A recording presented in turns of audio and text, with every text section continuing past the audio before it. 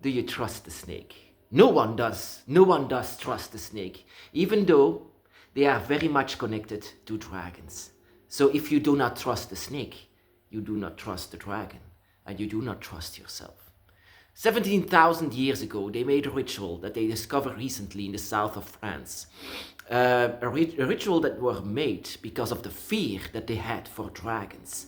And it included in every single cave, in both caves, in the Pyrenees of France, they found a decapitated snake next to the rivers because they believed that the snakes were connected to dragons that controlled the rivers and the skies. And they were so afraid of it because naturally back in the day they also knew about the story of Tiamat. They also knew about the story of Fafnir, and they were always feared them. And just like in the story, also in the Bible, for example, not Fafnir, but Leviathan was a dark dragon, a dragon that is being reckoned with. Even it's being called the dark half of God. And also inside of the Bible, the one that seduced or convinced Eve to eat the apple, that was of course the snake. And of course, can you blame the snake, my brothers and sisters, inside of that story? Because nothing is said that the snake was the devil. That is later came to it. Later that people made that of it, that the snake was the devil. But no, it was simply a snake. A talking snake that could say to Eve to eat the apple, but not just, oh, it's tasty. No, that you are on equal level to God, that you have your own character, that you can think for yourself. And that is also what I learned on the dragon's path, my personal dragon's path. I learned to think for myself and be my own master. That is something that I learned from the dragons themselves, but also you can say that you can learn this from the serpent. And that is also a bit like what Quetzalcoatl, the Aztec dragon god, is. He is basically a serpent that is with wings, but also with limbs. That is just the embodiment of the air, you can say. But it all started with, the snake. And that is how, back in the day, they did something like anti-rituals to the dragon, like dragon slaying rituals. That they were so afraid of the dragon would coming back and are so afraid of the snakes. So they used the snakes to represent the dragon and decapitated them so that they are permanently decapitated. And that is something that we have to make undone as dragon witches, modern dragon witches from back in the day, to go against it. To go against all of these rituals, all of these demonization of snakes, serpents and dragons, so that we can say how, reptilians always had a bad name, but something that we can go against, because basically your own spirit is very much going back to the primal form of the dragon, the primal form of reptilians, and that is something that you can feel inside of yourself very well. If you have the discipline to be a dragon witch and to connect with your dragon in a proper way. How is the proper way? How your dragon heart desires it. So basically everyone back in the day, even before Christianity and all of these common religions, they were already afraid of the dragons and serpents.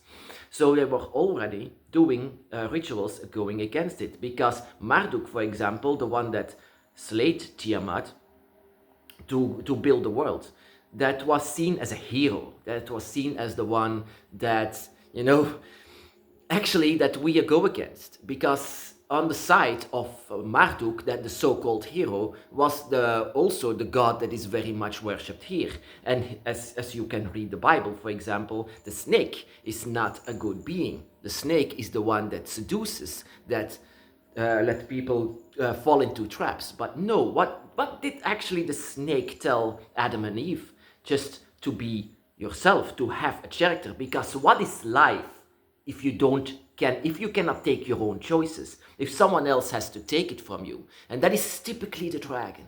Dragons don't take, dragons don't command, and that is what they don't like about Tiamat as well. Tiamat was a goddess, but she didn't govern. She didn't govern anything or anyone, and people love guidance. They love to be behind someone else and let themselves be guided.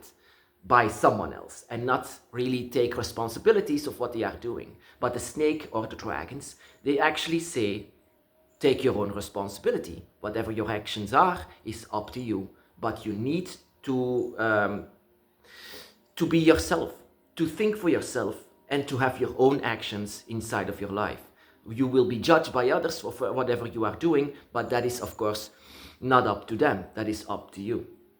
And that is why also back in the day, 17,000 years ago, they did an anti-dragon ritual. Of all the fear that they had. Of course, they didn't know anything about the dragon, they didn't know anything about the serpent, because in the mythology back in the day, it is said, from the serpent you will become the bird becomes the dragon. You know, the winged serpent, the winged dragon, you can say. Dragon is actually another name for drakon, and drakon in Greek, you know, means giant serpent.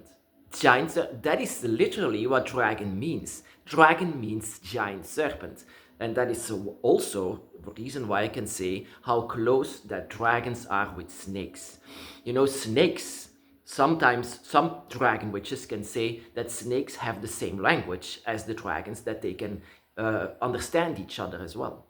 So if you see a snake, for example, I think that snakes are the cutest. They are so cute. They can be very violent with their food, but they only do it to survive. That is also what dragons do. For example, there was a great example actually of how dark humans are and how pure snakes are. The snake was in captivity, and the human loved to give that snake some mice. He loved to see it scrambling that squeezes to death. He loves to see that. But one day he gave the snake a mouse. And the snake was looking at him and he didn't care for him. He went back to sleep. And the man was so angry, like knocking on that aquarium, or how do you call it?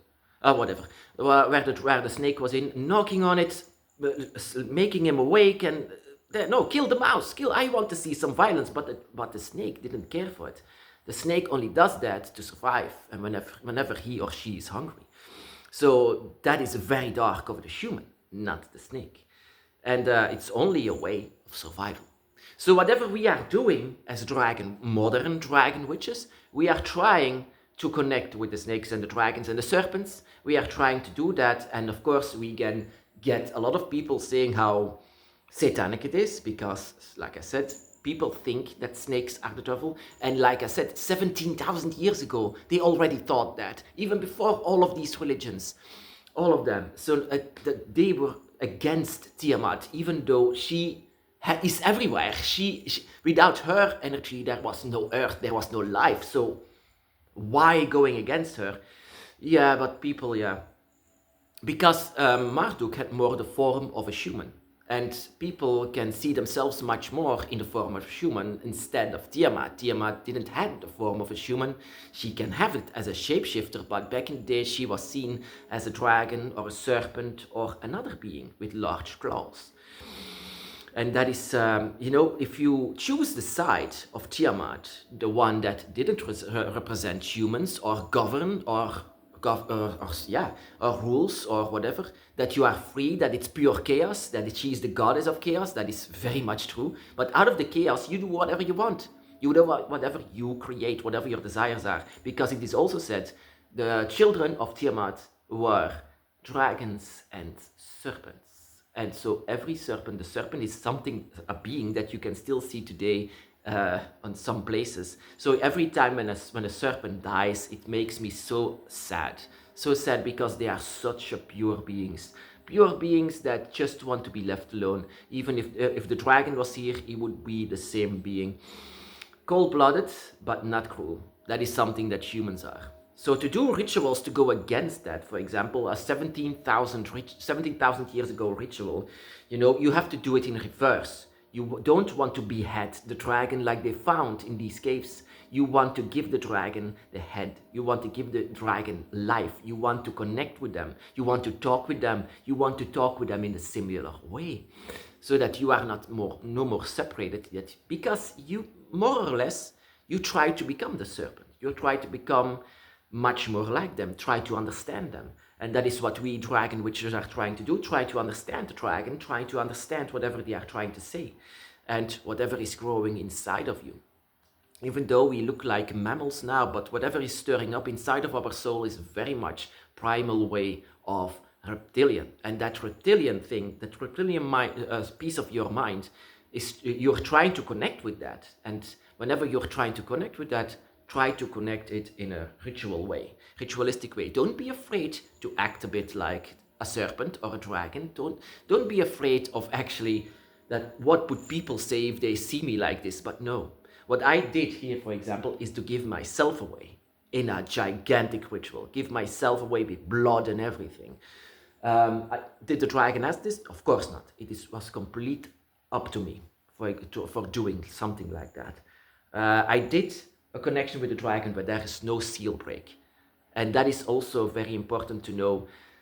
Reptilians, they are very much different than humans, and something that you need to discover yourself, because you still have that percentage of reptilian inside of your brain. You just need to connect with it.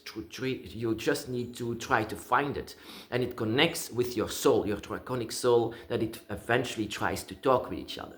As dragon witches, we reverse it of what they did 17,000 years ago. We don't behead gods. We don't behead children of gods. We give them life. We give them a head, and we are completely free of whatever we are doing. They can say that we are satanic. Oh, I heard that so many times, that I am satanic or whatever. But no, I do love serpents. I do love them, and I don't own them because I hate to see them in captivity. They have to be free. And that is also, what is so important for the snake or the dragon is that you will be free. Again, whatever your rituals are, is completely up to your own feelings. Because I cannot say to you how your feelings are going. Whenever you are trying to connect with the dragon, you are trying to connect us as well with your own draconic self. You are trying to speak in the same language. You are trying to connect with your own feelings for the dragon, and you are trying to display it in front of the dragon so that the dragon can be with you. So you are giving life to the dragon, a reverse ritual of what they did 17,000 years ago. My brothers and sisters, be blessed.